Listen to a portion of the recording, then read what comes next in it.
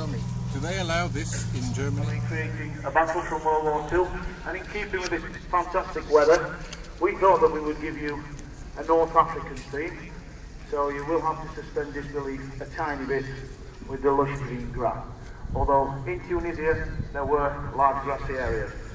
The scene that we have then is 1943, and the forces of Rommel's Africa.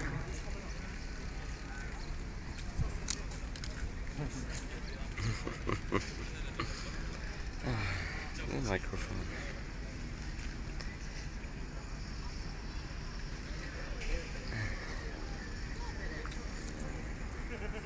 Was anybody listening? Rommel, that's the fella. Thank you. It's all going wrong today. I'm stuck on the net. Okay, Mr. Rommel, Field Marshal Erwin Rommel, who I think everybody knows from that wonderful James Mason film, The Desert Fox, was the youngest Field Marshal in the German Army, the First World War veteran, and an eminent tactician. He was regarded as a gentleman soldier, but despite all this, his army was on the run by 1943 and consisted of a disparate element, including German paratroopers, who were the gentleman on your left with the short cut-off helmet, the distinctive tropical uniforms, and even Italian troops who, can you Italian guys give the crowd a wave? We don't very often see Italian soldiers, and there are lots of misconceptions about the Italians. All the jokes about tanks with 6 reverse gears and running away on white flags, etc. When in reality, the Italians made up the bulk of the Afrikakorps and were some of the most tenacious fighters in the North African theatre. And we then have elements of the Light Division in a mix of uniforms, who were German infantry. But what you're looking at now is a rest area based around a forward communications post, indicated by the antenna on the raised mound. These chaps are looking at an armoured car, and I don't know why. Has anybody told them they shouldn't be there? But who knows? These gentlemen are awaiting a visit to raise morale from Field Marshal Erwin Rommel himself, who we should see entering into the arena in his famous grey-green coat, and he's in what for North Africa was an experimental vehicle, the Schwimmwagen. Please try to ignore the armoured car that's doing its own thing.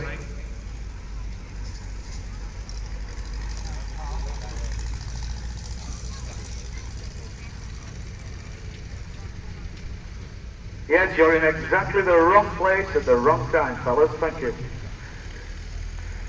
Oh, my Lord. Right, Field Marshal Rommel is now exiting the vehicle, and he's going to inspect the troops. They were very smart fellows. Morally corrupt Germans, or the Nazis, we should say. But the Germans were fine people. The Nazis were morally corrupt, yet technologically brilliant.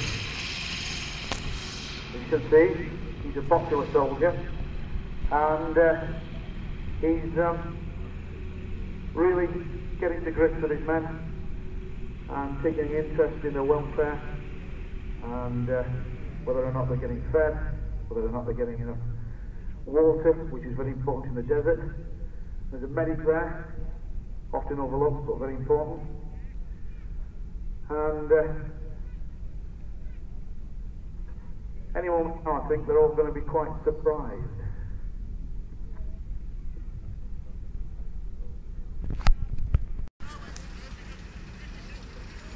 The guys who have just returned to the positions are part of the defence of this outpost, and the familiar tubes of the German mortars, which were a devastating weapon in their hands, can be seen angled towards the direction of the enemy. The British, who we will see in a moment or two, consisted of, anybody know who was in charge of the desert forces in North Africa? There is Montgomery, thank you very much. Thank you. General Montgomery, a singular character, like Rommel, a fantastic technician. Oh, there we go. What was that? That's shot them.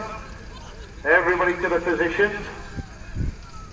I think that was a ranging shot myself. Yes, looks like we've got an artillery barrage. In the desert, this was a precursor to an attack. The Germans are responding quickly. Because of the wide open spaces, this was used to good effect to blind the forces being attacked. It allows the Tommies to advance in their textbook fashion in line with bayonets fixed. And the Germans just cannot see anything at this moment in time. And what you can hear is the devastating fire of the German machine guns.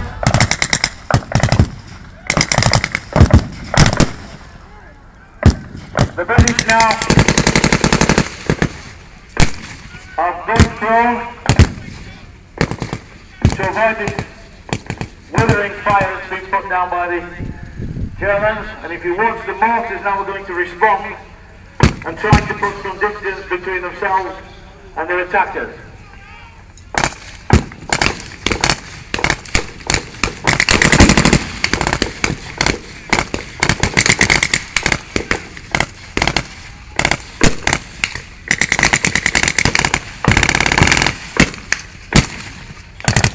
As opposed to the huge plumes of dirt thrown up by the heavy caliber shells, we've got a distinctive black puffs of mortar rounds exploding in a circular fashion and dispensing shrapnel fragments in 360 degrees.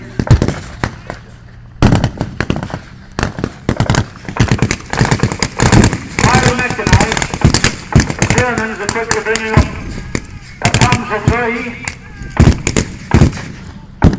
This particular Panzer III is an extremely good replica built on an AFC 432.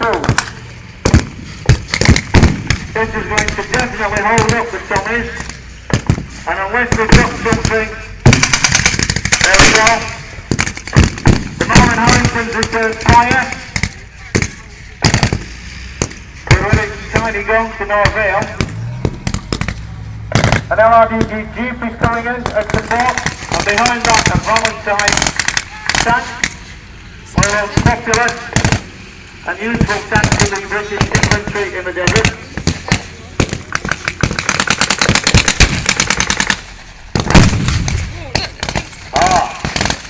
The gunner of the RTR proved successful again. With one shot, it killed the Panzer III.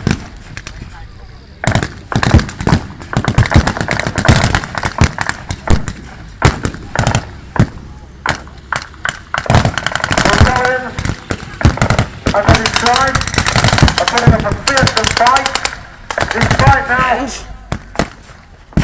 small round fire being trained on them and tank rounds landing amongst them.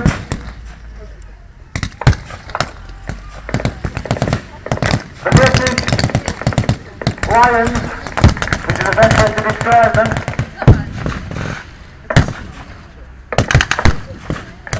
are advancing in section on the right hand side.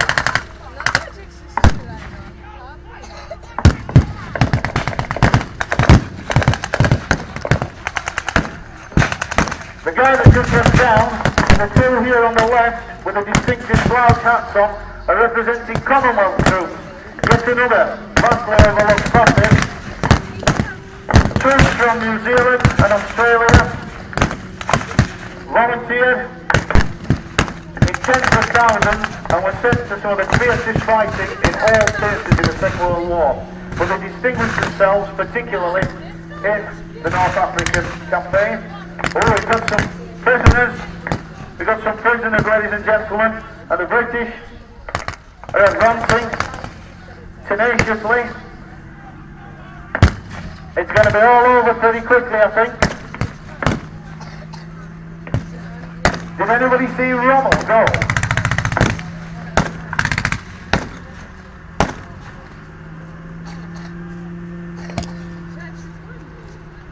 As As far as I can see, it's all over.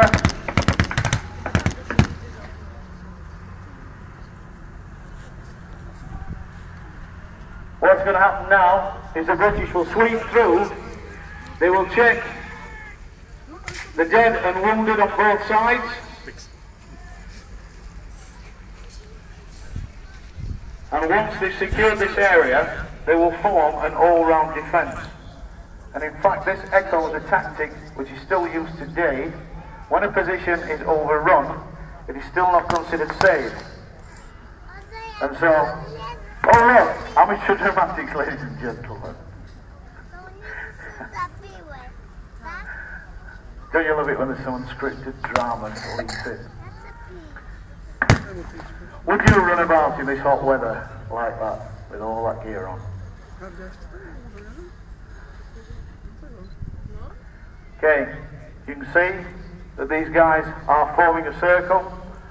They're looking in all directions. And the next thing now, we're going to round up some prisoners.